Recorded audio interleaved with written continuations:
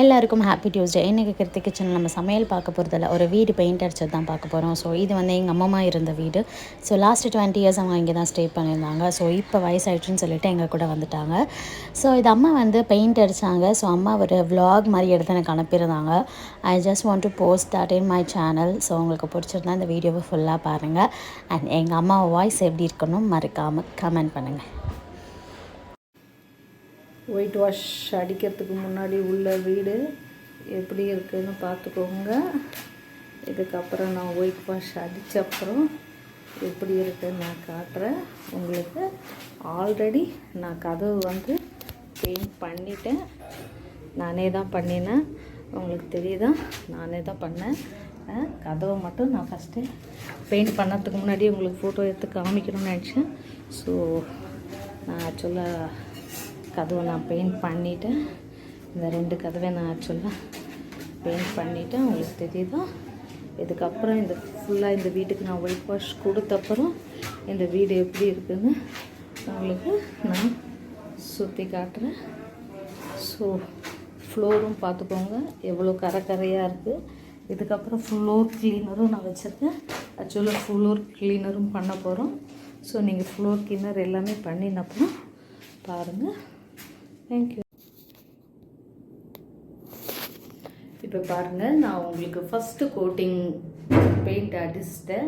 So நாளைக்கு morning இது காஞ்ச உடனே நம்ம செகண்ட் கோட்டிங் கொடுக்கணும். செகண்ட் கோட்டிங் கொடுத்த அப்புறம் தான் நமக்கு ஒரு என்ன சொல்கிறது, ஃப்ரெஷ்னஸ் கிடைக்கும். இன்னும் கொஞ்சம் லுக்கு பிரைட்னஸாக தெரியும்.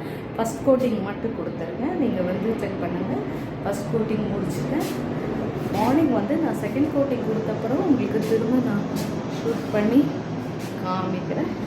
ஆல்ரெடி நான் கதவு காமிச்சேன். திரும்பவும் உங்களுக்கு வேண்டி நான் திரும்ப காமிக்கிறேன். கதவு பார்த்தீங்களா, நான் ஆல்ரெடி செகண்ட் கோட்டிங்க்கும் கதவுக்கு நான் செகண்ட் கோட்டிங்கும் கொடுத்துட்டேன். ஸோ கதவு நீங்கள் பாருங்கள்.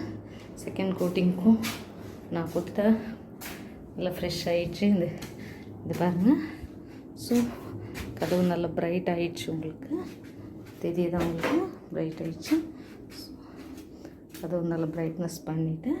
ஸோ இப்போ நான் உங்களுக்கு சுற்றி காமிச்சிட்டேன். இது நான் செகண்ட் கோட்டிங் கொடுத்த அப்புறம் நாளைக்கு நான் உங்களுக்கு திரும்பவும் ஷூட் பண்ணி காமிக்கிறேன். தேங்க்யூ ஃபார் யுவர் வாட்சிங்.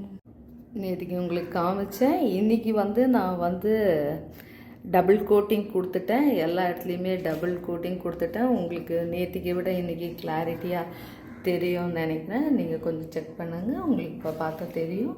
ஸோ பார்த்தீங்களா, ஃப்ளோரும் நான் வந்து பக்காவாக க்ளீன் பண்ணேன். நேற்றுக்கு நீங்கள் பார்த்துருப்பீங்க அந்த ஃப்ளோர் எப்படி இருந்ததுன்னு சொல்லிட்டு. இன்றைக்கி பாருங்கள், நான் ஃப்ளோர் க்ளீனர் போட்டு ஃப்ளோரும் வந்து நல்லா உங்களுக்கு ரெட் ஆக்சைடு போட்ட மாதிரி உங்களுக்கு பக்காவாக க்ளீன் பண்ணிவிட்டேன். ஸோ இதில் உங்களுக்கு டபுள் கோட்டிங் தேவையில்லை.